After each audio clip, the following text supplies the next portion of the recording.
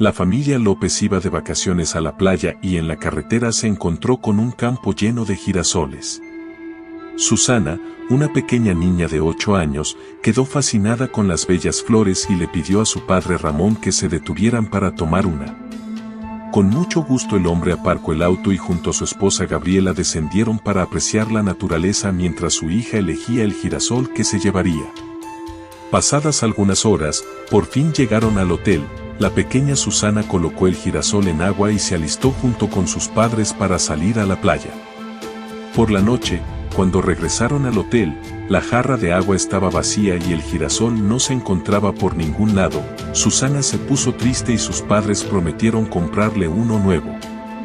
A temprana hora del día siguiente toda la familia salió en busca de un nuevo girasol. Al llegar a la recepción, Ramón se acercó a uno de los empleados y amablemente pidió que limpiaran la habitación mientras ellos salían de compras.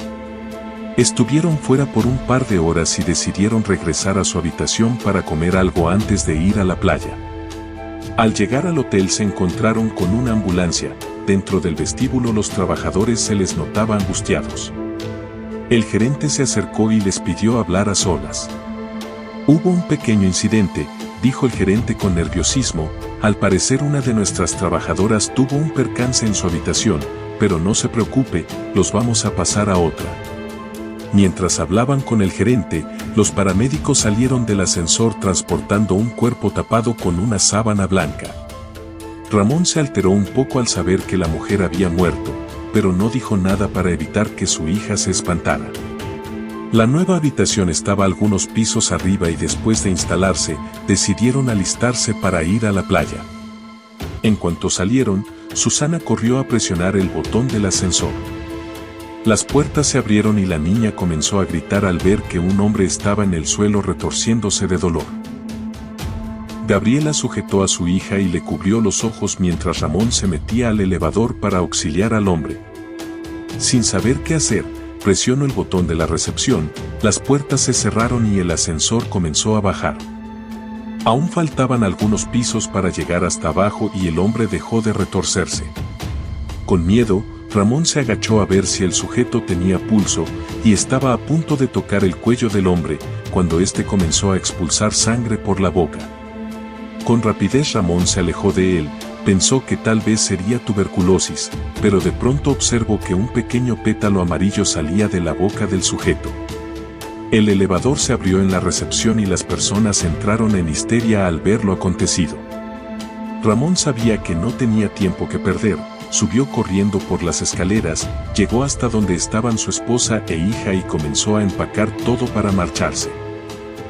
Durante el camino de regreso pasaron de nueva cuenta por el bello campo de girasoles. Susana le pidió a su padre que se detuvieran para tomar uno, pero esta vez Ramón hizo caso omiso a la petición de su hija.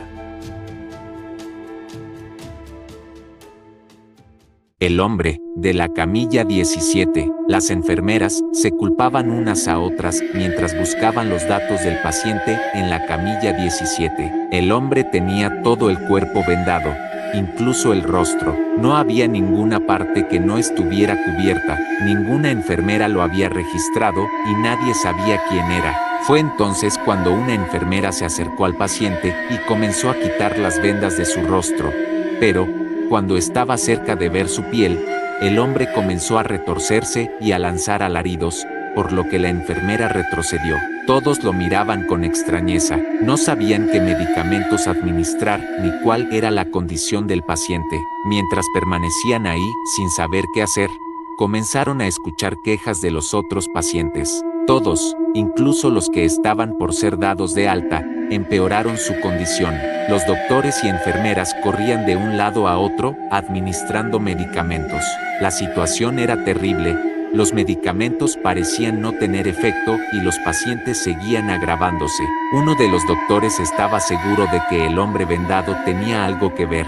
Así que, sin perder tiempo, pidió a varias enfermeras que lo sujetaran mientras se le quitaba las vendas para ver su rostro. El hombre se retorcía y gritaba, pero el doctor continuó hasta descubrir sus ojos. Todos se sintieron helados al verlos. Las enfermeras lo soltaron, y el hombre dejó de quejarse para fijar su mirada en el doctor que lo había expuesto. Esos ojos no eran humanos, en ellos se podían ver varias pupilas que se movían de un lado a otro, como si estuvieran buscando una salida. De pronto, la mujer de intendencia llegó hasta el lugar, empujó al doctor y colocó un crucifijo de metal en el pecho del vendado. El hombre se retorció, y sus gritos fueron tan fuertes que hicieron temblar las paredes. El crucifijo se tornó de un tono naranja, y se podía ver que estaba quemando la piel de la valiente mujer que lo sostenía. Desafortunadamente, el esfuerzo de la mujer tuvo un límite, y, al no poder soportar el dolor, dejó caer el crucifijo. Las enfermeras se apresuraron a ayudarla, y en ese momento el hombre vendado cayó al suelo y, con movimientos parecidos a los de una serpiente, salió huyendo del lugar. Nadie quiso volver a tocar el tema, y hasta la fecha está prohibido hablar del hombre vendado. Tras mover sus influencias y cobrar algunos favores, un hombre adinerado llamado Marcelo Giria consiguió un enorme terreno baldío. Este hombre tenía la intención de construir una mina de arena en este lugar, y en cuanto tuvo en sus manos las escrituras del sitio, contrató a decenas de trabajadores para echar a andar su proyecto. Sus estimaciones eran que, en menos de una semana, comenzaría a vender arena por montones, pero al finalizar el primer día de trabajo, todos los empleados renunciaron. Los trabajadores le explicaron que algo raro pasaba en ese sitio, algo inexplicable. «Es como si varias voces me dijeran cosas horribles dentro de mi cabeza», dijo uno de los choferes antes de renunciar.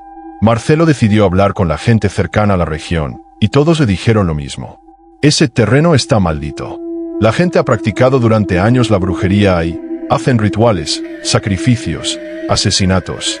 Todo eso ha hecho que ese sitio se llene de tanta maldad que sería imposible limpiarlo». Pero Marcelo Giria era un hombre necio y no estaba dispuesto a renunciar a su mina de arena. Consiguió sacerdotes, pastores, monjes, monjas, brujos y santeros, y durante largas semanas intentó santificar este lugar. Pero, por mucho que hacía, las cosas continuaban igual.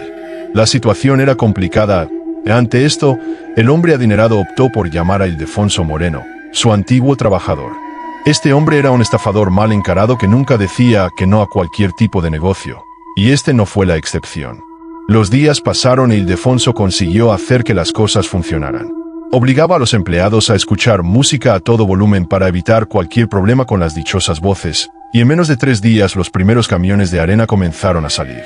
Ildefonso Moreno, siendo fiel a su reputación, decidió que tomaría el último camión del día y lo descargaría en su casa.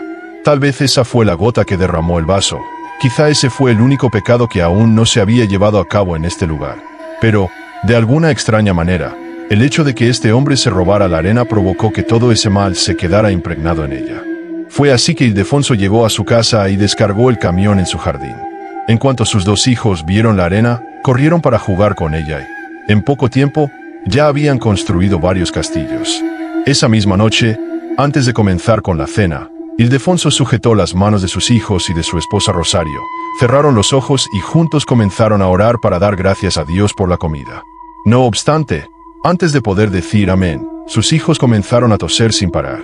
Ildefonso se molestó al pensar que estaban jugando, pero cuando abrió los ojos observó que los niños no paraban de sacar arena por la boca. El hombre, de inmediato, enloqueció, cargó a sus 2 hijos y los subió a su auto. Su esposa le pidió que se tranquilizara, pero él no la escuchó y se marchó con los niños a toda velocidad. El hospital más cercano estaba a poco menos de 1 hora, así que Ildefonso pisó el acelerador a fondo para intentar salvar a sus hijos. «Todo estará bien, no se preocupen, papá los va a salvar».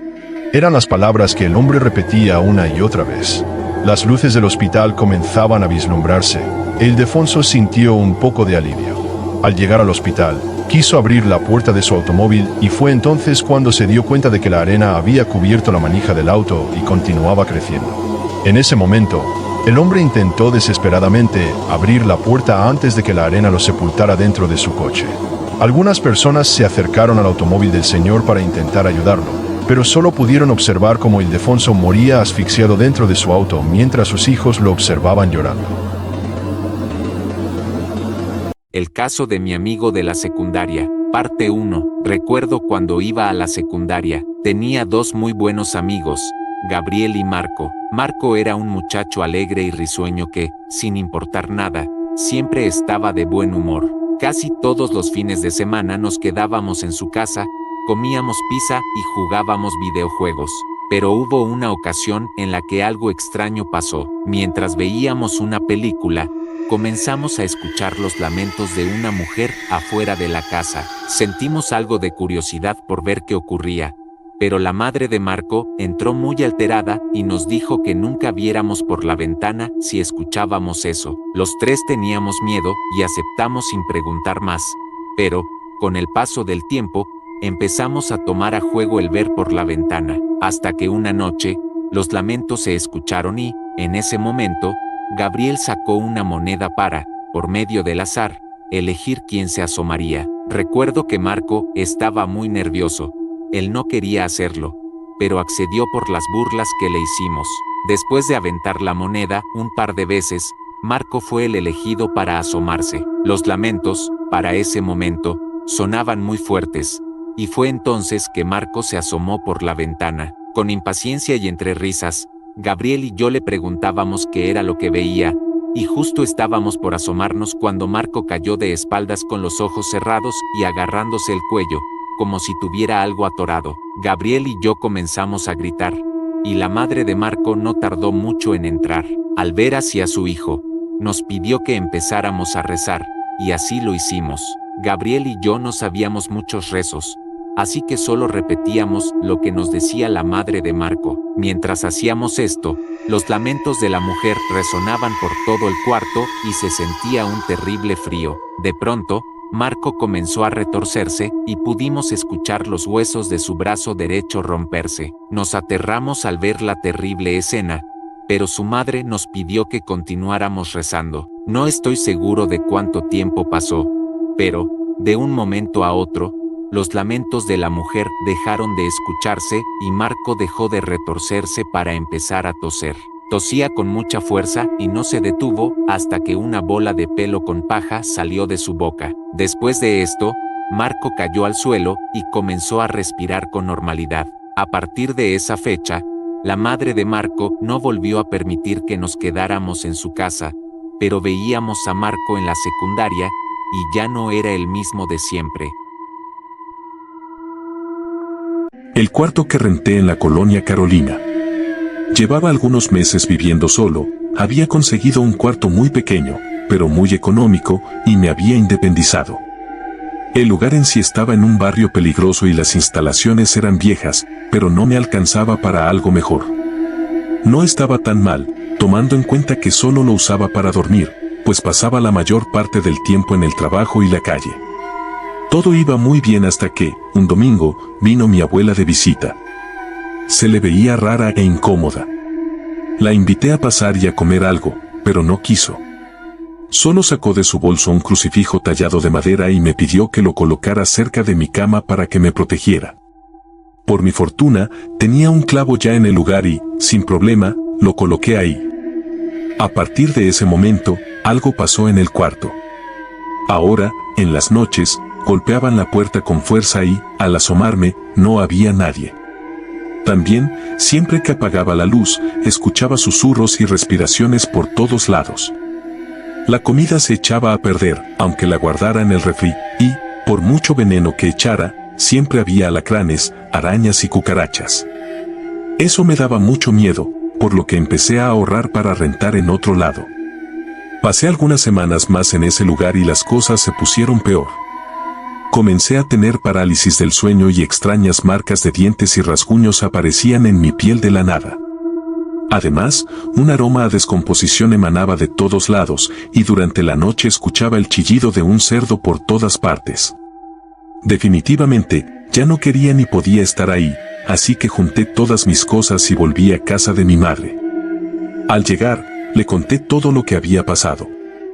También le dije que había salido tan rápido que olvidé el crucifijo que me había llevado mi abuela, pero mi madre me dijo que eso era imposible porque la abuela se había ido fuera del estado casi a la par de que yo me había mudado. Sentí un escalofrío terrible y, cuando tuve la oportunidad, le pregunté directamente a mi abuela. Ella me aseguró que jamás había ido a visitarme. A veces paso por ese lugar cuando vengo de regreso del trabajo y puedo escuchar que varias voces gritan mi nombre, pero no volteo ni me detengo. Después de su más reciente pelea con su esposo, Samara salió de su casa rumbo a una cabaña en las afueras de la ciudad. Quería pensar en qué hacer. Las discusiones con su marido eran cada vez más constantes y estaba cansada de esa situación. Antes del anochecer, Samara llegó a la cabaña. No había energía eléctrica en el lugar y una tormenta se avecinaba, pero nada de eso le importó. Quería estar sola y nada se lo impediría. Trozó un poco de leña para encender la chimenea y cuando la tormenta comenzó, ya estaba adentro calentándose cerca del fuego. Pasadas algunas horas, la tormenta azotó la región con furia. El viento golpeaba con fuerza la cabaña y el sonido de los truenos hacía que todo retumbara. Samara estaba aterrada, preguntándose si había tomado la mejor decisión, cuando, de pronto, alguien llamó a la puerta. La mujer sujetó su hacha con fuerza y se acercó a una ventana para ver quién era. Al observar, el hacha resbaló de sus manos y de inmediato abrió la puerta. Sus ojos se llenaron de lágrimas al ver a su esposo empapado. Sin decir una palabra, se acercó a él y le dio un tierno beso. En medio del beso, sintió algo extraño, como si todo dentro de ella fuera drenado. Quiso detenerse, pero no estaba dispuesta a dejar pasar ese acto de amor. En un instante, el horrendo rufián con el que siempre peleaba se convirtió en el galante y encantador hombre con el que se había casado. La noche fue maravillosa, a pesar de la tormenta, y a la mañana siguiente decidieron pasar algunos días más en ese lugar. Mientras volvían a casa, Samara observaba fascinada a su esposo, pues parecía otro hombre, ahora era educado y amable. Al llegar, se dispuso a bajar sus cosas del auto, pero su esposo no se lo permitió. Le pidió que entrara a la casa a descansar mientras él se encargaba de todo. Samara aceptó de inmediato, le dio un beso y entró a la casa. En cuanto cruzó la puerta, su semblante cambió. En el sillón, ebrio y dormido, estaba su esposo. Por un momento pensó que todo había sido una alucinación. Pero al salir se encontró con su mismo esposo, bajando las cosas del auto. Un dilema se originó en su mente, pero no tardó mucho en resolverlo. Esa noche, su esposo preparó la cena y, más tarde, la ayudó a hacer un agujero en el jardín. El espectro del colegio en Cuernavaca. Era mi primer día dando clases en ese conocido colegio de Cuernavaca. Estaba algo nervioso. Yo sabía que no era el primero que iba por el puesto y que varios profesores no duraban más de un día. Es por eso que di lo mejor de mí para que todo saliera bien. Y así fue. Mis alumnos eran respetuosos y educados, por lo que no tuve complicaciones. Todo iba de maravilla, pero ese mismo día, al volver del receso, 2 alumnos no llegaron. Pensé que quizás estaban en el baño, pero después de 20 minutos supuse que algo pasaba. Con pesar, decidí informarle al director, pero antes les pregunté a sus compañeros por ellos, y todos los alumnos me dijeron lo mismo. La maestra Mónica se los llevó. No conocía a esa maestra, pero, para no tener problemas, decidí informar en dirección. Al salir, me encontré con el director en el pasillo y, sin perder tiempo, le informé que la maestra Mónica se había llevado a 2 de mis alumnos. El hombre me miró con enojo. Otra vez, esa maldita maestra, dijo el director en voz baja. Después me dijo que él los buscaría y me ordenó que volviera a mi salón. Al llegar a mi salón, me sorprendí al ver que los alumnos desaparecidos habían vuelto. Me acerqué a ellos para preguntarles si estaban bien y, al ver sus rostros, noté que estaban en shock.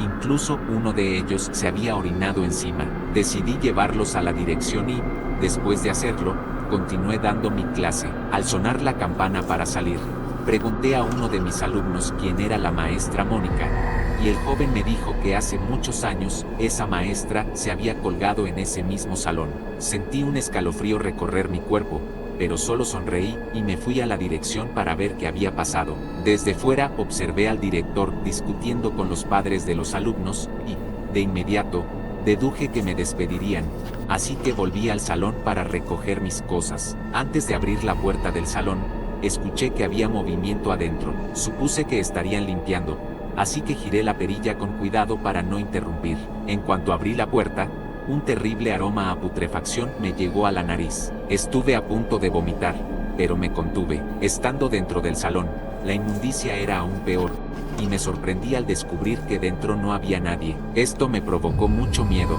No quise perder tiempo y solo tomé mis cosas para irme. Estaba parado en la puerta, a punto de salir del salón, cuando escuché que una silla se cayó.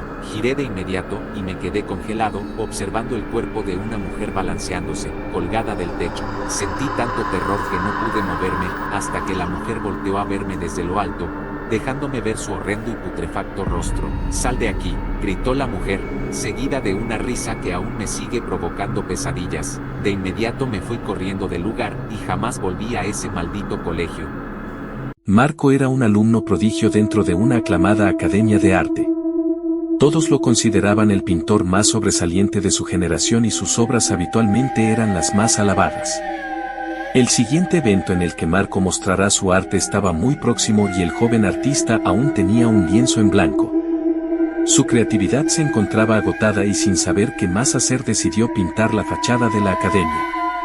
En su estudio, con el atardecer de fondo, comenzó a trazar todo tal cual lo recordaba y al terminar fue a sacar sus pinceles y pinturas. Mientras elegía los colores que usaría, una fuerte ráfaga de viento golpeó una de sus ventanas y una especie de cobija enroscada entró rompiendo los vidrios.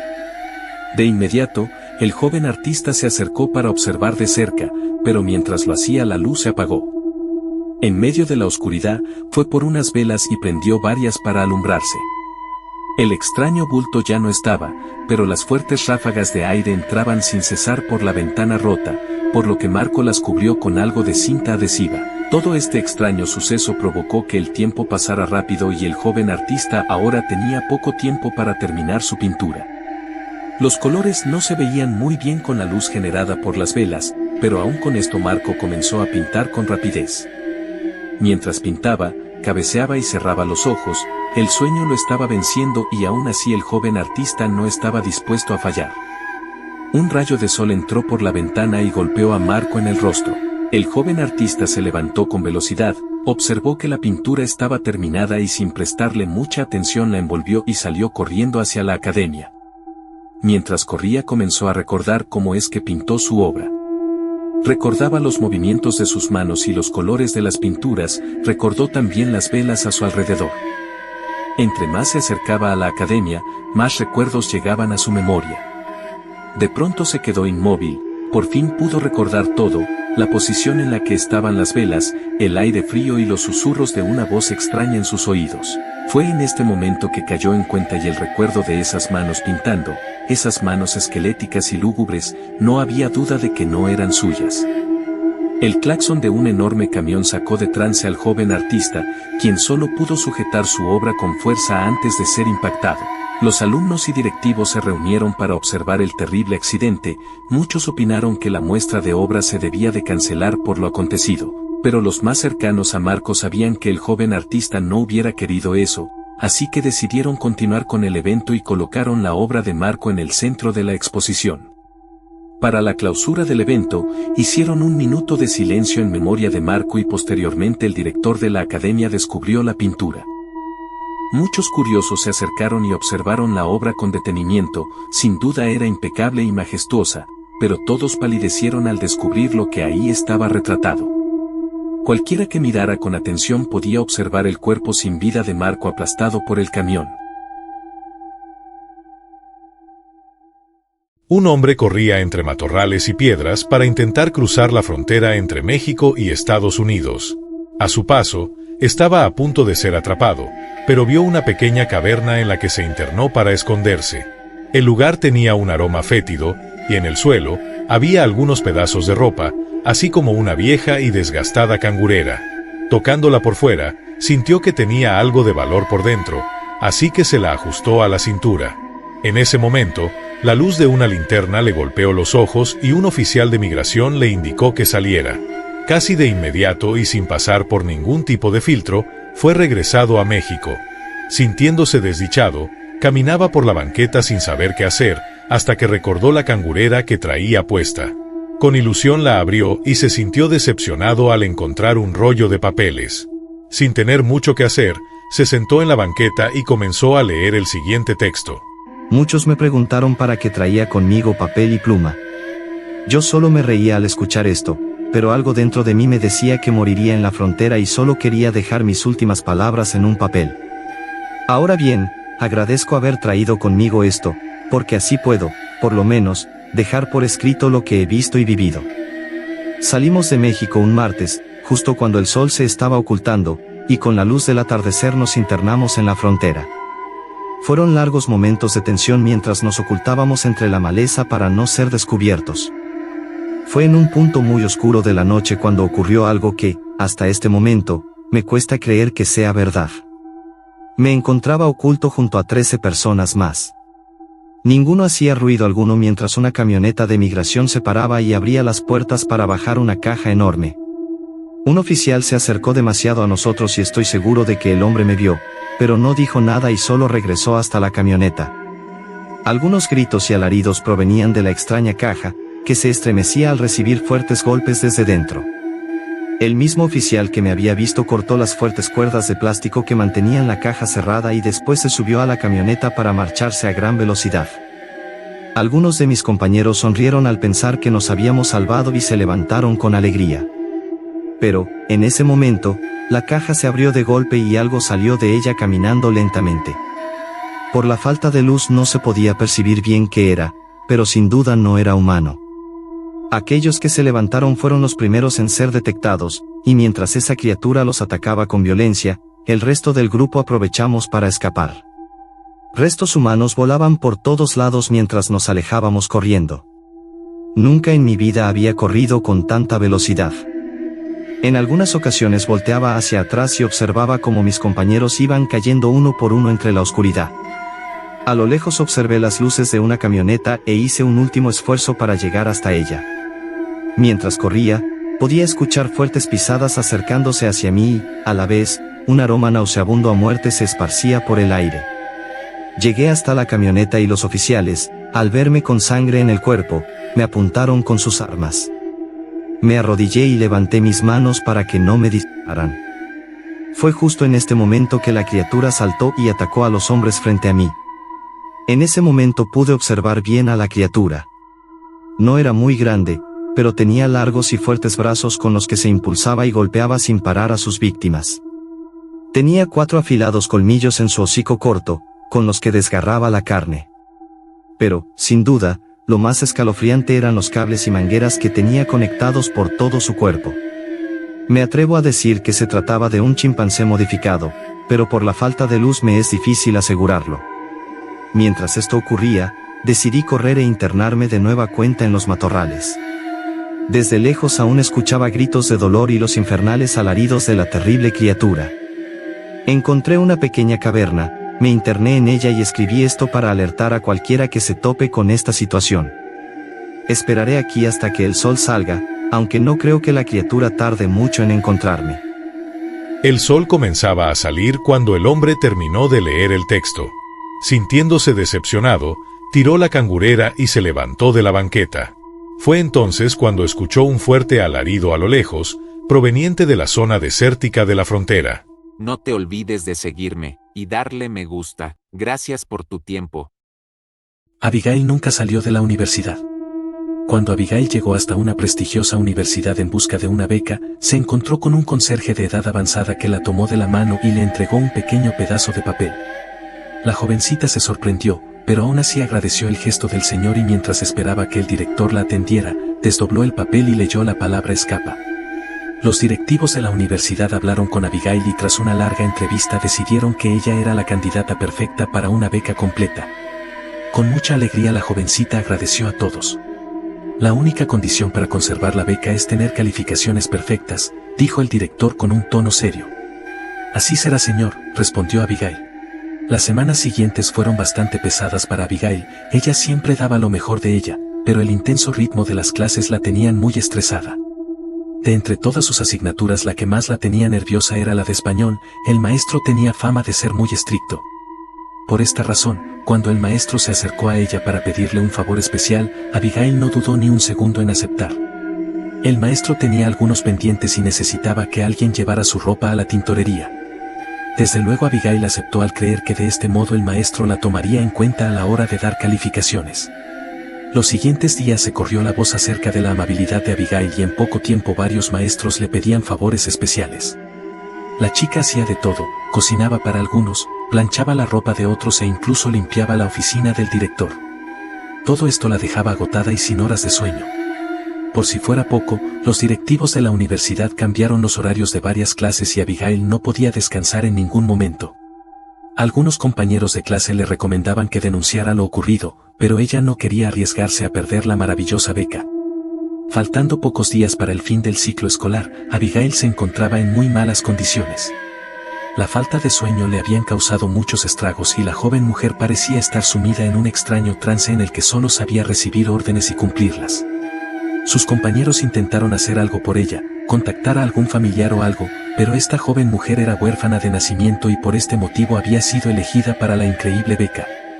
Para el fin de ciclo escolar, la universidad organizó una ceremonia. Dentro de la misma jubilaron al viejo conserje que por tantos años había servido a la universidad. Por otro lado, presentaron a la nueva conserje. Todos se maravillaron al ver a Abigail con el uniforme puesto y aplaudieron el bello gesto de la universidad. No era un secreto que la chica obtuvo muy malas calificaciones y perdió la fantástica beca, pero gracias a los nobles directivos ahora tenía un empleo de tiempo completo y podría comer y vivir dentro de la universidad. A partir de ahí se le podía ver a Abigail limpiando y atendiendo a los directivos y maestros, siempre con la mirada perdida y vacía. No te olvides de seguirme y darle me gusta. Gracias por tu tiempo.